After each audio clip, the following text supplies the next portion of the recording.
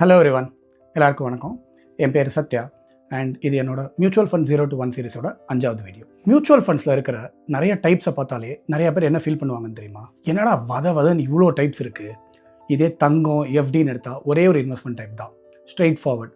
இந்த மியூச்சுவல் ஃபண்டில் இத்தனையில் நான் எதை போய் சூஸ் பண்ணுறது? லார்ஜ் கேப்புன்றானுங்க, மிட் கேப்புன்றானுங்க, ஸ்மால் கேப்புன்றானுங்க, இதை தாண்டி டெப் மியூச்சுவல் ஃபண்டுங்கிறானுங்க, ஹைப்ரிடுங்கிறானுங்க, இண்டெக்ஸ் ஃபண்ட்ஸுங்கிறானுங்க. இத்தனையை பார்க்கும்போது இப்போவே கண்ணை கட்டுதே அப்படின்னு தான் நிறைய பேர் இதை விட்டுட்டு கோல்டில் போய் டேரெக்டாக இன்வெஸ்ட் பண்ண ஆரம்பிச்சிடுறாங்க. எனக்கு இந்த சாப்டரோட கோல் ஒன்று தான், உங்கள் கன்ஃபியூஷனை நான் சால்வ் பண்ணணும், மியூச்சுவல் ஃபண்ட்ஸை ஈஸியாக புரிஞ்சுக்கிற மாதிரி எக்ஸ்பிளைன் பண்ணணும், அவ்வளோதான். இது பெரிய ராக்கெட் சயின்ஸ்லாம் இல்லை, கரெக்டாக சொல்கிற மாதிரி சொன்னால் பெருசாக கன்ஃபியூஸ்லாம் ஆகாது. இந்த வீடியோ முடியும் போது நீங்கள் ஒரு விஷயம் ரியலைஸ் பண்ணுவீங்க, இவ்வளோ டைப்ஸ் இருந்தாலும் இதெல்லாம் இவ்வளோ சிம்பிள் தானா அப்படிங்கிற ஒரு ரியலைசேஷன் உங்களுக்கே வரும். அதுக்கு நான் கேரண்டி. மியூச்சுவல் ஃபண்ட்ஸ் ஜென்ரலாக ரொம்ப காம்ப்ளிகேட்டட்லாம் கிடையாது.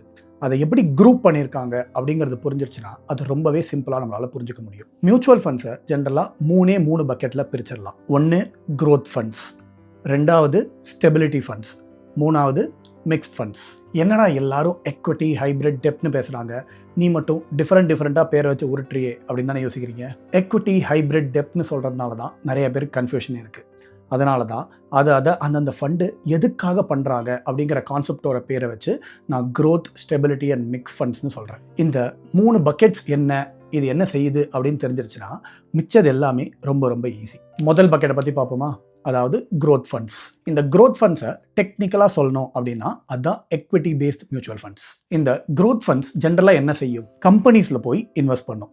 அந்த கம்பெனி க்ரோ ஆக இந்த மியூச்சுவல் ஃபண்டோட வேல்யூவும் க்ரோ ஆகும், அதோட என்ஏவியும் க்ரோ ஆகும், அதில் போடுற நம்மளோட காசும் பெருசாகும். ஒரு எக்ஸாம்பிளுக்கு, ஒரு கம்பெனி நல்லா ப்ராஃபிட் பண்ணுறாங்கன்னு வச்சுக்கோங்களேன், ஆனால் அவங்களால பிஸ்னஸை அவங்க நினச்ச அளவுக்கு எக்ஸ்பேண்ட் பண்ண முடியல. ஸோ இப்போ அவங்க மியூச்சுவல் ஃபண்டுக்கிட்ட வந்து கொஞ்சம் எக்ஸ்ட்ரா காசு கொடுங்க அப்படின்னு கேட்குறாங்க.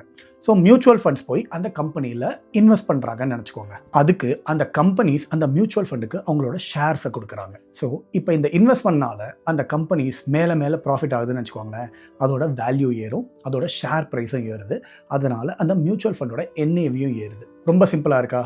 இவ்வளோதாங்க எக்விட்டி மியூச்சுவல் ஃபண்ட்ஸ். இப்போ உங்களுக்கு ஒரு டவுட் வரலாம், இந்த கம்பெனியில் லாஸ் ஆயிடுச்சுன்னா அப்படின்னு. அதுக்கு தான் மியூச்சுவல் ஃபண்ட்ஸ் ஒரே ஒரு கம்பெனியில் காசு போட மாட்டாங்க, நிறையா கம்பெனிஸில் கொஞ்சமாக பிரித்து இன்வெஸ்ட் பண்ணுவாங்க. அண்ட் அவங்க எந்தெந்த கம்பெனிலாம் நல்ல ப்ராஃபிட்ஸ் வரும்னு பார்த்து அனலைஸ் பண்ணி தான் இன்வெஸ்ட் பண்ணுவாங்க. எக்விட்டி மியூச்சுவல் ஃபண்ட்ஸ் பிஸ்னஸ் க்ரோத்தில் பார்ட்டிசிபேட் பண்ணும், அதுக்கான எண்ட் ரிசல்ட் லாங் டேர்மில் உங்களுக்கு வெல்த் ஜென்ரேட் பண்ணும். யாரெல்லாம் இந்த க்ரோத் மியூச்சுவல் ஃபண்ட்ஸில் இன்வெஸ்ட் பண்ணணும்? உங்களுக்கு லாங் டேர்ம் கோல்ஸ் இருக்குது அப்படின்னு இருந்துச்சுனாலோ, இல்லை ரிட்டையர்மெண்ட்டுக்கு நீங்கள் காசு சேர்க்குறீங்கனாலோ, இல்லை உங்களோட வெல்த் கிரியேஷன் ஜேர்னி நான் வந்து பண்ணணும் அப்படின்னு நினச்சிங்கன்னா இந்த மாதிரி மியூச்சுவல் ஃபண்ட்ஸில் நீங்கள் கண்டிப்பாக இன்வெஸ்ட் பண்ணணும். தயவு செஞ்சு 3 வருஷத்துக்கு கம்மியாக காசு போடுறோம் அப்படின்னு நினைக்கிறவங்க எக்விட்டி மியூச்சுவல் ஃபண்டில் காசு போடாதீங்க. முடிஞ்சால் மியூச்சுவல் ஃபண்டையே 3 வருஷத்துக்கு கம்மியாக இருக்கும்போது அவாய்ட் பண்ணுறது நல்லது. என்னடா எல்லாமே பாசிட்டிவாக சொல்கிறான் அப்படின்னு பார்த்தீங்கன்னா, உங்களுக்கு பேங்க்கில் எஃப்டியில் இன்வெஸ்ட் பண்ணும்போது எவ்வளோ காசு போட்டால் எவ்வளோ ரிட்டர்ன் கிடைக்கும்னு நம்மளுக்கு தெரியும். அதே ஒரு கம்பெனி இந்த வருஷம் எவ்வளோ ப்ராஃபிட் பண்ணுவாங்க அப்படிங்கிறது அந்த கம்பெனிக்கே ப்ரொஜெக்ஷன் தான் இருக்கும், அவங்கக்கிட்ட ஒரு டெஃபினட் வேல்யூ கண்டிப்பாக இருக்காது. அதனால் மியூச்சுவல் ஃபண்டில் உங்களுக்கு ஃபிக்ஸட் ரிட்டர்ன்ஸ் கிடைக்காது. அதே மாதிரி சில கம்பெனிஸ் ஒரு வருஷம் செமையாக பர்ஃபார்ம் பண்ணும், அடுத்த வருஷம் மீடியமாக பர்ஃபார்ம் பண்ணும். அதுக்கேற்ற மாதிரி அதோட ஷேர் ப்ரைஸும் ஏறி இறங்கும். அதுக்கேற்ற மாதிரி தான் உங்களோட மியூச்சுவல் ஃபண்டோட வேல்யூவும் கொஞ்சம் வாலட்டைலாக இருந்துக்கிட்டே இருக்கும் எக்விட்டி மியூச்சுவல் ஃபண்டில். இதை இன்னும் சிம்பிளாக சொல்லணும் அப்படின்னா, ஷார்ட் டேர்ம், அதாவது 1, 2, 3 வருஷத்துக்குள்ளே பார்த்தீங்கன்னா இது மேலே போகும், கீழே இறங்கும். இது ரொம்பவே நார்மல்.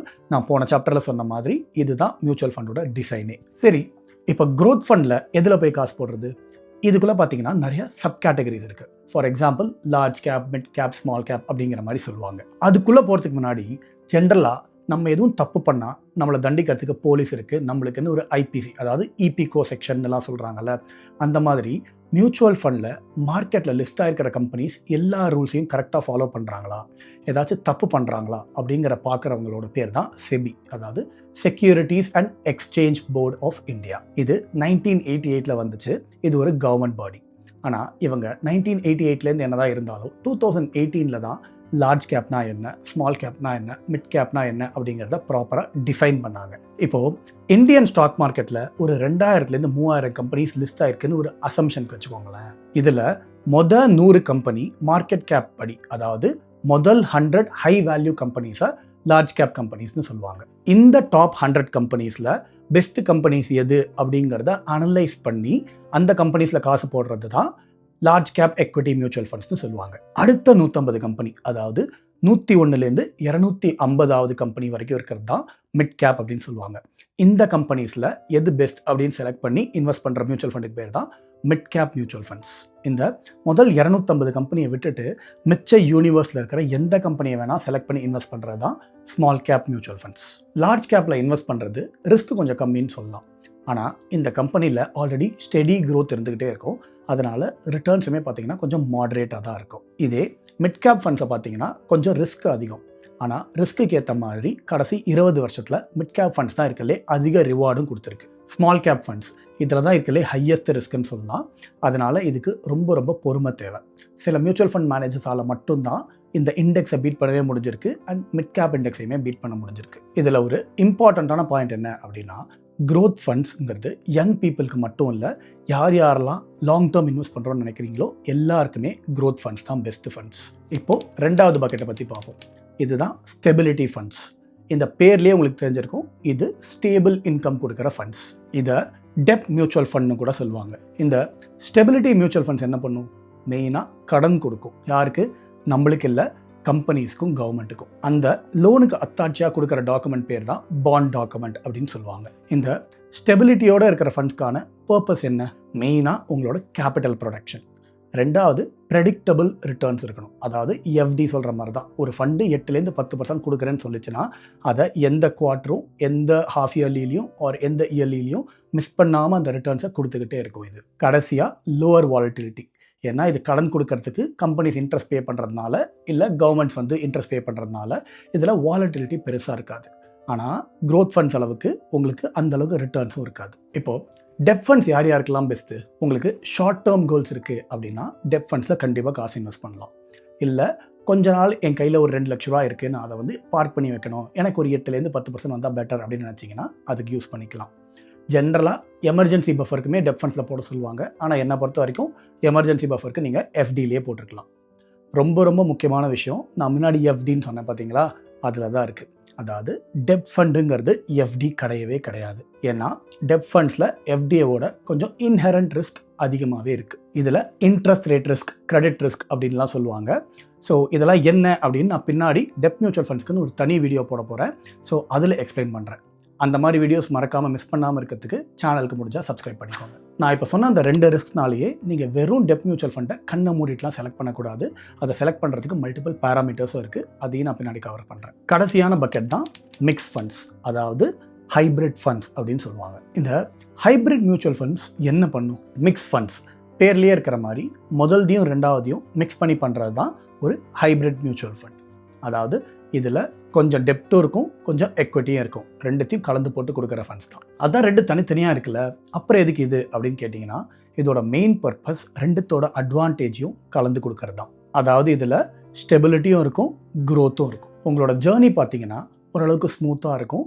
வாலட்டிலிட்டி பார்த்தீங்கன்னா ஸ்டேபிள் ஃபண்ட்ஸ் அளவுக்கு கம்மியான வாலட்டிலிட்டி இருக்காது, அதே எக்விட்டி அளவுக்கு அதிகமான வாலட்டிலிட்டி இருக்காது.